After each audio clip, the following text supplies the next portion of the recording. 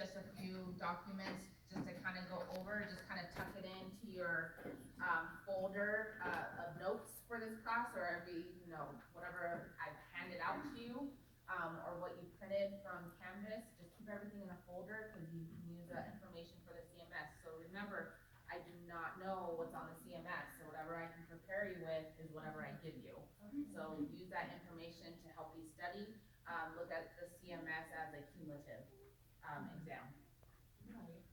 So what I want to do today, just because I feel like when we go through fetal heart tracing, I have students that kind of struggle with it. So I just want to kind of touch on it. So this PowerPoint is at the end of our next week's PowerPoint. I think we're on what? Slide 36. So we're in week 7. So week 8 you pulled the PowerPoint and we're on slide 36. So interpretation of findings. So just know your normal fetal heart rate is from 110 to 160. Your tachycardia is going to be 160 or above. Your bradycardia is going to be anything 110 or below. Okay? So it's only after 10 minutes. Yeah, after 10 minutes. So if you have, just kind of whatever the baseline. So you're trying to find whatever the baseline is within a 10-minute period. If you have, a baseline heart rate of 130 for about 20 minutes, then all of a sudden it starts to go down to like 110. If it's down to 110 for a good 10 minutes, then that's a baseline change. So then your fetal heart rate will have a baseline change. But just know your normal, 110 to 160, and then you should know the abnormal. So with the fetal monitoring, we talk about variability when it comes to your baseline. So whatever your baby's baseline, you're going to have moderate, minimal, absent, or marked variability. What do you remember about moderate variability? Is that good or bad? It's good. It's good. So Good. we always want moderate variability. Minimal is good or bad? Bad. Absent? Bad. Bad. Marked? We haven't really gone over marked. Good. Bad. So, real quick, all you need to know, I believe I can see it. So, Are we talking about the acceleration? not yet. Don't get ahead of yourself. Heart rate. You know heart rate.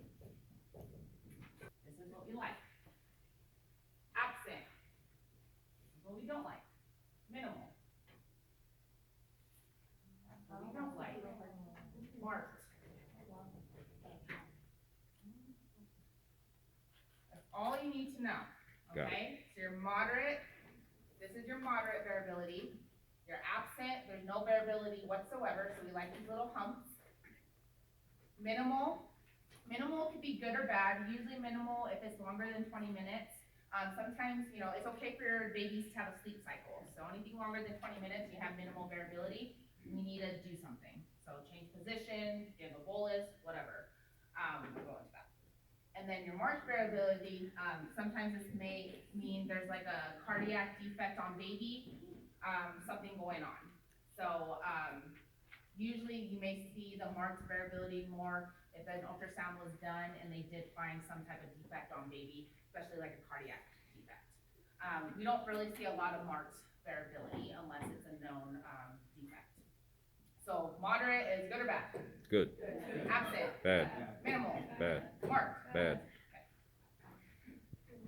There's category 1, category 2, and a category 3. You don't really need to know the different categories, just kind of what's considered good and bad. So category 1 tracing is good. So we always like category 1 tracing. So that means that we have good variability and baby's well-being is fine. So we don't have to do any type of interventions. We just continue to monitor baby.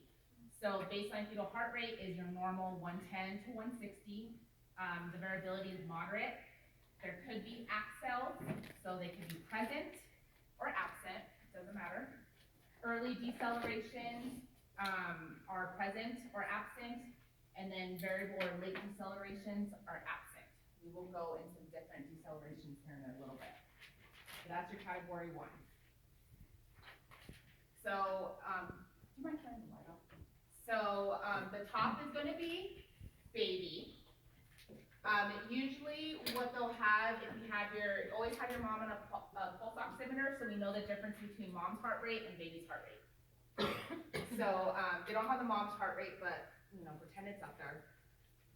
In the blue, that's where your normal's gonna be. So if you guys have seen a fetal heart strip, it's usually red where, if you're looking up at the monitor, you kind of know if it's, within normal limits. But you have 110 to 160 here in the blue. So, based on this is our category 1. So, what would you say baseline heart rate is, just by looking at it? 150. Approximately 150. So, maybe like 145 to 150, okay? Variability, what does that look like? Moderate. Moderate variability. Accels. So, accels are usually 15 beats above, the norm and last 15 seconds. Or they're 10 beats above the baseline, so if the baseline's 150 and you have an accel that goes up to like 160 and lasts 10 seconds, that's considered an accel. So, do you see any accels from baseline? Where you see kind of like those mountains on the top? Yes. Can't really, like, my mouse right there. No. Okay. So, yeah, so I have an accel there, accel there, accel, accel, accel, accel. So, accels are good or bad? Good. Good. So it means baby's doing well. So, that would be our category 1 tracing. With the boxes, how many? So, these lines here, this is 60 seconds, so 1 minute. Each of these little boxes are 10 seconds each. Okay, so then you can kind of count your accels from baseline.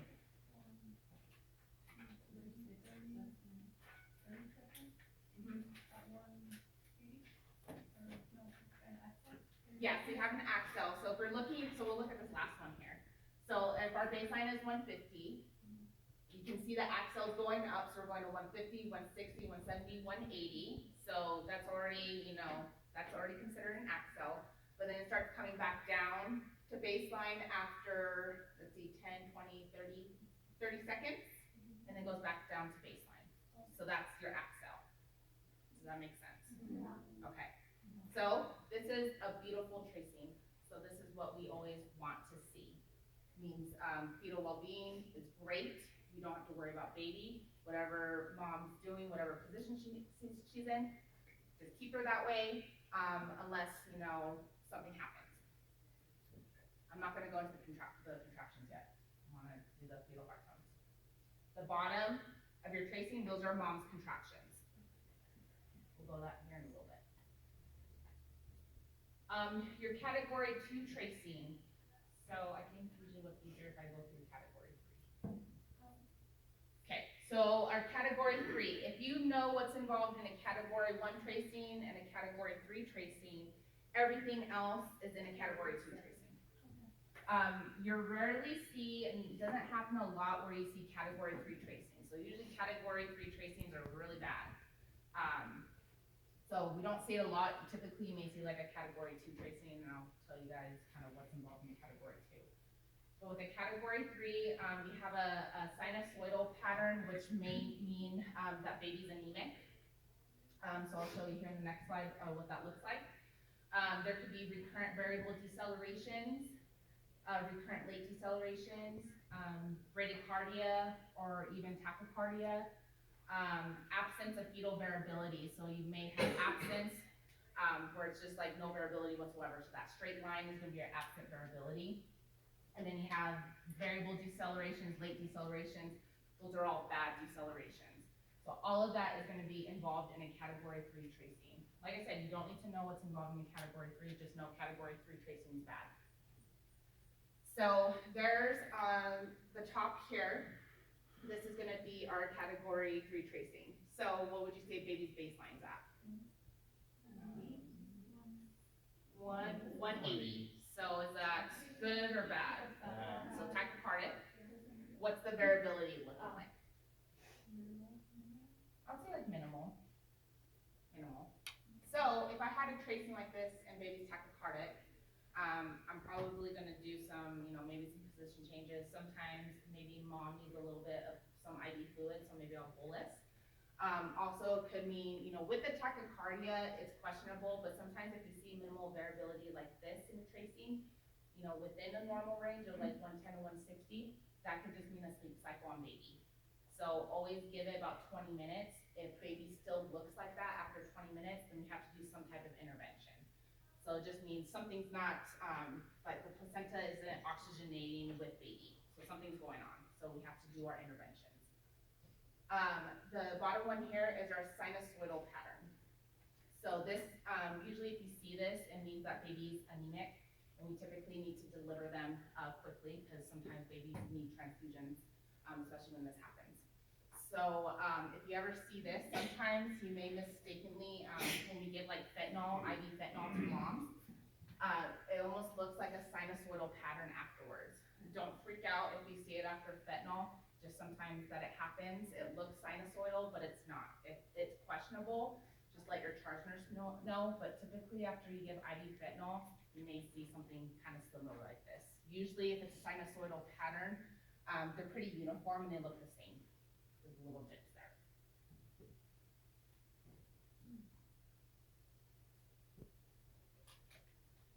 So we know category 1, we know our category 3, so everything in between is our category 2 tracing. So category 2 tracings we can deal with. We can try different interventions to try and get baby from a category 2 tracing to category 1 tracing. So typically your baseline could be tachycardia or bradycardia. It can still be within normal, it just depends if you have decelerations. Baseline variability could be minimal, absent, or even marked. You have your periodic deceleration. So you have prolonged decelerations, recurrent late decelerations, recurrent variable decelerations. Those are going to be your category 2 tracings. If you have any lates or variables, that's always a category 2 tracing.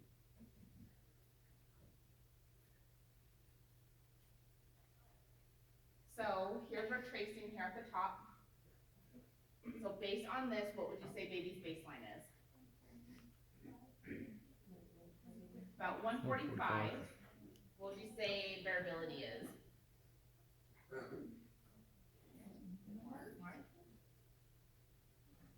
Not really marked. I would say it's like moderate. Yeah. I would say it's somewhat moderate. Do you see accels?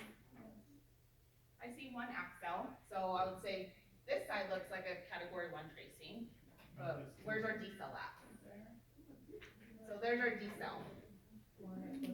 So that would be considered our variable deceleration. So when we see something like this, especially with a contraction, that's our variable, meaning there's cord compression. So baby, during a contraction, is getting, pressed down against that contraction to the cervix, and baby may be laying on a cord. So when that compression is happening, that cord is right there, and sometimes it's, pressing against it. So when that contraction happens, you'll see that decel. And then when that contraction lets go, baby can kind of ease off of it. So that's why you'll see it going back to baseline. So if my baby, if I'm having variable decelerations and I'm thinking my baby's somewhat on a cord, if I'm, maybe baby's laying, what am I gonna do with mom? Reposition her. So if she was, sitting up, I'm gonna turn her to her side and see here in the next couple contractions if those variables go away. Okay, does that make sense with the variable? Yeah. And then that's gonna be our category 2 tracing.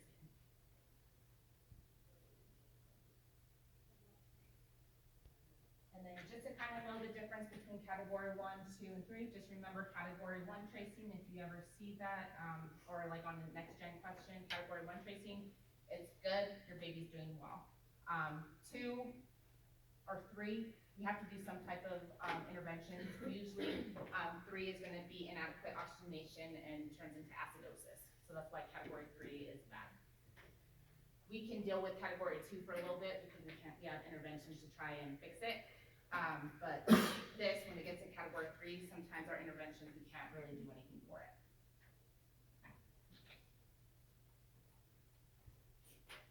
Okay, so we kind of went through our acceleration. So you may, when you're at clinical, if you're looking at the tracing, starting, they'll try the type of accelerations there are. You guys don't really need to know the type, but just know what accelerations are. So you have our 15 by 15s, so goes up by 15 beats from baseline and lasts 15 seconds. You have your prolonged accels that last 2 minutes or longer, and then goes back down to baseline. And then a change in baseline, if you have, if it comes up from baseline, and then it stays up there for 10 minutes, that's a change in baseline. So if your baseline was originally 150, and now baby is at 160 for longer than 10 minutes, that's your baseline change. So always look at a tracing, a 10-minute tracing, 10 minutes at a time, to kind of see where your baseline's at. Sometimes you kind of have to figure out where your baseline, because sometimes babies like to move and they're all over the place, their heart rate's all over the place. So go back a little bit, on the tracing and kind of see where where baby's baseline was, an hour ago compared to an hour later. And then you can kind of figure out where baseline is. If you ever have questions on your baby's baseline, just ask other nurses to review your tracing. I do that all the time with my charge nurses. So I'm like, hey, can you figure out what this baby's baseline is? Are these, is she having prolonged accels or are these decels? I can't tell. And sometimes it's questionable. You even have to call the provider, and the provider will come and take a look at the tracing. But if you question anything, let your provider know. So when you're having this is considered a category 1 tracing. So do you think we have to do any kind of interventions with mom? No. So we're good.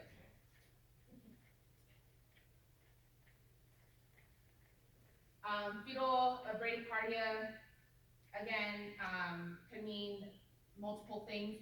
If that is happening, or if you start to, the baby's kind of trending down to like a low baseline. Sometimes babies just have low baselines, so sometimes that's found out when they go for like their ultrasounds. But if you are suspecting or baby's kind of, below 110, just let your provider know. Like I said, you can still do your position changes, maybe do a bolus, maybe get some oxygen to mom, just to kind of see if you can get baby's heart rate to come up. But just notify your provider if there's any fetal bradycardia or tachycardia. So anything less than 110, report to the provider. Anything over 160 fetal heart rate, report to the provider. Okay? Again, your decrease or loss of variability. Again, sleep cycle usually is that minimal variability. Give baby 20 minutes. It's normal for babies to sleep and have a sleep cycle. Sometimes if you give like narcotics, like fentanyl, sometimes you may, they have these beautiful accels and all of a sudden you go to minimal variability. Just know, whatever mom's getting in her IV, baby's is getting that same thing. So the baby is reacting to it. So we may have to still do some type of intervention. So again, turning your patient, giving a fluid bolus, giving oxygen. Those are important things. Sometimes you may want to go into, you can do some fetal stimulation, scalp stimulation. So if you check your patient's cervix and you get to baby's head, you can kind of get your finger and kind of, do that to baby's head to see if you get a reaction. Usually you'll see the heart rate, if there is, if their central nervous system is, intact, then you should see, an accel. It should come from, baseline. So if it's like 110 and you're going like this, you should have an accel going to like, 120 or something. You should see some type of stimulation on the monitor. You should see something happening. If you're doing that and baby's not doing much of anything, it's very questionable. Let your provider know, just because there may be some oxygenation not going to baby. Okay, early decelerations. So know your decelerations. Early decelerations. This means fetal head compression. So every time your patient's having a contraction, baby's head is coming down, and then up here, they mirror the contractions. So the decels happen, so we have this is not a great picture, but head compression. Do you think head compression is good or bad? Good. Head compression is good. So that means baby's coming down. So hopefully, with the position, baby could, and I'll let you guys know when what the fetal station is. I think it was part of your guys' S class. But fetal station, that's letting us know that baby is coming down.